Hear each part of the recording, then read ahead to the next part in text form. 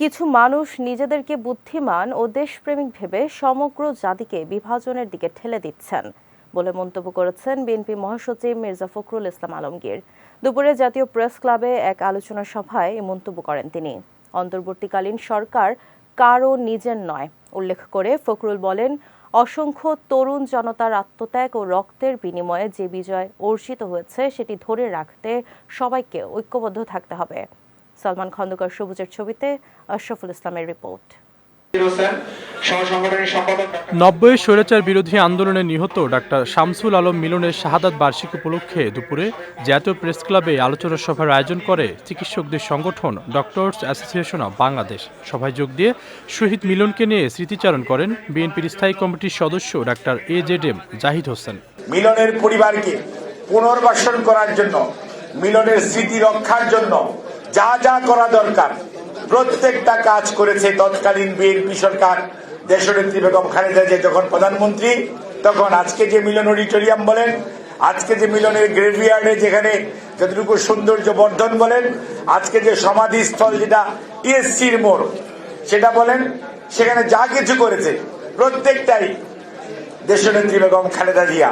অনুষ্ঠানের প্রধান অতিথির বক্তব্যে বিএনপি মহাসচিব মির্জা ফখরুল ইসলাম আলমগীর বলেন, কিছু মানুষ নিজেদের বুদ্ধিমান ও দেশপ্রেমিক ভেবে সমগ্র জাতিকে বিভাজনের দিকে ঠেলে দিচ্ছে। এ সময় তিনি বিভাজনের রাজনীতির বিরুদ্ধে সকলকে ঐক্যবদ্ধ থাকার আহ্বান জানান।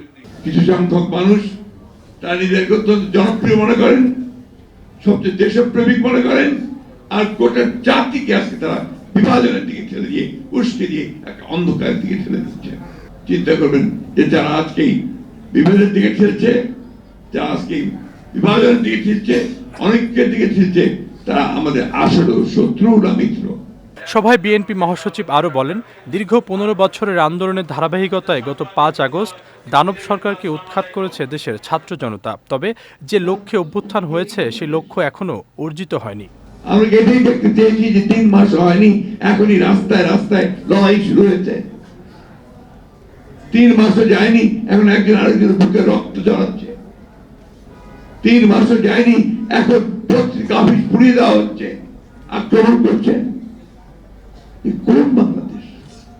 আমরা কি 5 তারিখের আগেই বাংলাদেশকে চিনতাম?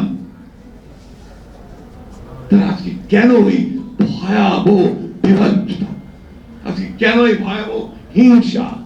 এ সময় ঢাকাসহ দেশের বিভিন্ন স্থানে চরম অস্থিরতা ও নৈরাজ্যে ক্ষুব্ধ প্রতিক্রিয়া ব্যক্ত করেন বিএনপি মহাসচিব। ধর্মকে ব্যবহার করে উন্মাদনা সৃষ্টির পায়তারা চলছে বলেও মন্তব্য করেন তিনি। ধর্মকে কেন্দ্র করে কি? আশরাফুল ইসলাম, বিজয় টিভি, ঢাকা। বাংলাদেশে